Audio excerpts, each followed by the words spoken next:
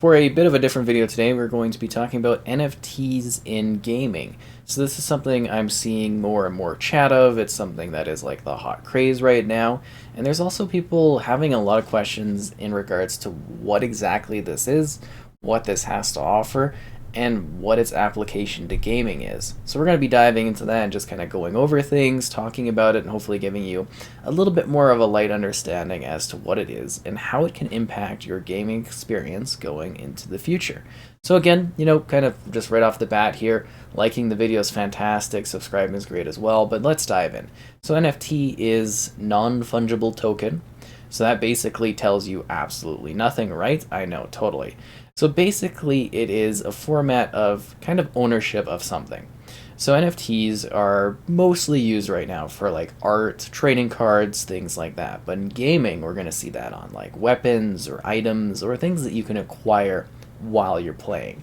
So almost like an evolution of what a microtransaction is, which are getting to basically macro transaction levels. And it creates a bit of a gray area kind of market where you can buy and sell things. But let's move back. So we talked about, the non-fungible token. So it's kind of something you can exchange for like crypto and in turn exchange for money. So a lot of people are very skeptical in regards to what they are. They say they're exploitive. They say that this is a thing where people are kind of, to a degree, perhaps laundering and whatnot. And, there's a lot of kind of things you could say that could be what this is. And then, you could also say things like, well, what is the point of buying something like this? So, for example, we have the emote of me giving the thumbs up. We made that an NFT. It has value, and then we put it on market, and we decide what the value is. So you kind of like spend crypto in order to sort of create these NFTs. And I'm trying to do this as a very simplistic sort of thing, if you're wondering. I'm sure there's some more intense, well-versed NFT people that might be like, oh, yeah, simplifying things. But I'm trying to give a really, kind of easygoing terminology that I think people can all kind of get the gist of, is what I'm trying to go for with this one. So, the emote there, the thumbs up emote, we've turned this into it. We've converted, basically using like crypto and stuff. We put money into crypto because you gotta put money into it, and it's usually like Ethereum and stuff seems to be the leading one. And we've then kind of like sort of changed this emote. So this emote is now an NFT. It has a value. It has a URL that sort of is like the ownership. The person that would bid and buy this would own this image, like the original version of this image. And you're kind of thinking, it's like, well, it's the internet. You could just, save your image and it's like, I own it too, haha. But the idea is the concept of the original ownership of it. So it's kind of like having, even being able to call back at some point, you're supposed to be able to get like the original of some item. So it's kind of like the original ownership of something. That's what this is. Some people use it as a collector's item. Some people use it as a trading system. You can see like trading cards. There's like, tons of different marketplace options you can use. Some people are creating like limited sets. So there are values in regards to this. And I have to set this up because this is how we talk about how it interacts with gaming. So first off, there are a couple quotes I want to kind of go over from different companies.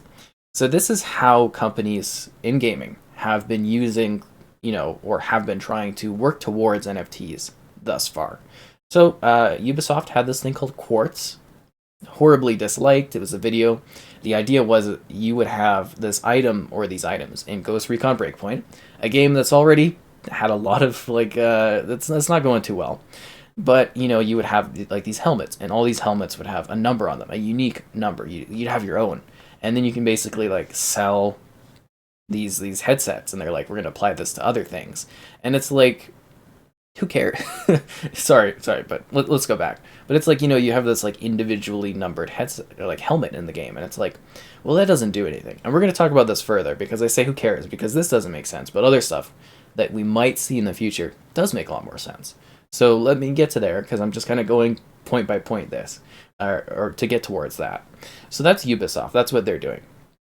And they want to do this in other games. It's kind of an experiment within Ghost Recon Breakpoint. I don't know if they're still going to do it, but that's what they tried to do. Stalker 2 tried to do where basically someone can end up owning a in-game character. So this is like a redeemable thing where you could become a character in Stalker 2. So it would be like, this person sells this person sells this person actually wanted to be in the game. So they get to redeem that and they'll be scanned into the experience.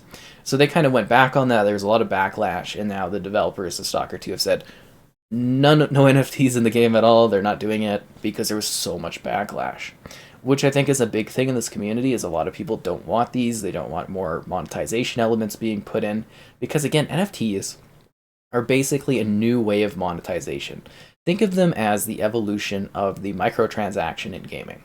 This is a new kind of branch of ways that companies can make more money off of people when they play video games. That's kind of the direction we're going with this. Is it's a new way to kind of like, there's battle passes, there was loot crates, there were, kind of the original horse you could buy as DLC. This is another branch in some states and some stakes perhaps. This could become an evolution of it. Because there are lots of games that exist as in like blockchain type games. So blockchain is sort of the use of crypto and NFTs within a gaming space, being like something like, let's say we have a city block. My game is a city block. You can buy a house on this block and own this house, and then you could sell this house to another person. Kind of like real items, almost, but virtual. That's also playing into the whole metaverse concept, which is like Ready Player One, where you're in this like living sort of world that you're sort of interacting with and having ownership over things. And that's kind of like the idea there. So let's move back again. Let's talk about more companies and what they're doing. Square Enix, to kick off 2022 right off the bat, they said they are praising the metaverse and blockchain gaming, and it's something they are planning to invest in. So Square Enix is interested. They are ready to go. They want to get in here. And most companies, even companies that say they will get into this, as soon as there's enough money on the table, you bet they'll come in. It's just like everything. It's like, oh, we're not doing battle passes, and it's like everyone's doing battle passes. Or it's like, oh, loot crates, I don't know, but then everyone's doing loot crates. And it's just how this stuff like evolves and changes, and that's why I'm kind of going over this, is to hopefully give you some context and some info into what this is, so you can kind of prepare for it, brace yourself for it, and understand it. Now, maybe this will fail. Maybe this stuff won't come in. Now, it's a possibility that it could go anywhere, right? Like this. That's the exciting thing about like technology and gaming and in general, like anything, is like it's a possibility of where things can go, and it's a hot topic right now, but maybe it'll cool down and no one will talk about it. It's hard to say, but this is where things are kind of going at the moment.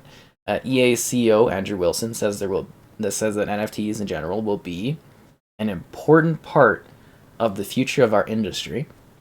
So it sounds like they're into it, they're watching it. Then there is Microsoft's Phil Spencer, warned that the efforts to bring NFTs into gaming could be exploitive, quote unquote exploitive. And then we have Steam, so Valve. So Valve has blocked any NFT games from being released on Steam. They are completely against it, whereas the Epic Games Store is supportive of NFTs. So you see the Square Enix and kind of Epic Games, they do like a lot of partnerships and stuff and timed exclusivity. You can see where that's going. And that kind of talks about that element of it.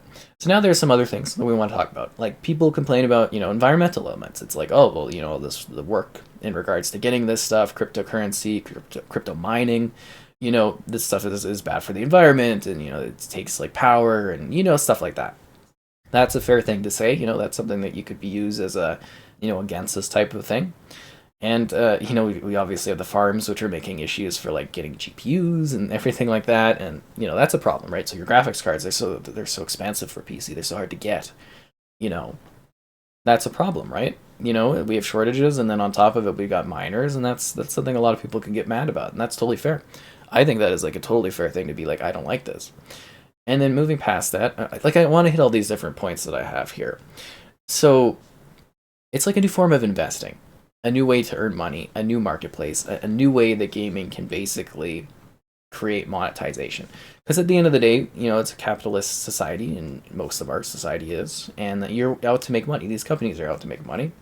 And it's kind of a neat system where there's potential for it to be really cool, and also potential for it to be terrible and horrifying.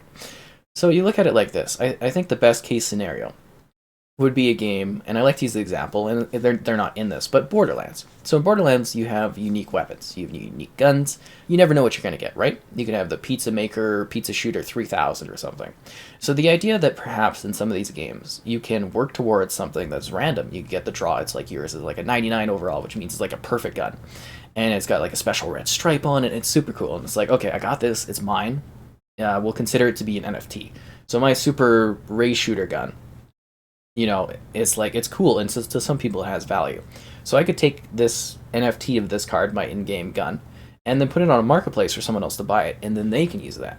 So that would be a scenario where it would actually be quite cool and quite interesting. Is basically like what you earn and what you have in the game you can sell. You'd be like, oh, I'm done playing this game, so I can sell off these items, and someone else will buy them. Another scenario is kind of more like a regular thing, like a kind of regulation of like gold or something in a game, like an MMORPG. So like World of Warcraft or something else similar, like Neverwinter, blah blah blah. So many different MMORPGs. Final Fantasy, right? Yeah, because that one with the Square Enix there, right? Anyways, so it's like an item you work towards. So say there's this fiery sword thing that very small amount of the community has. You work and you get this item, and then you sell that on the marketplace. So it's not entirely unique. It's one of thousands that are out there. But regular people don't have that. They don't have the time. They don't want to sit there and grind out this weapon. So they could alternatively buy it and get it that way.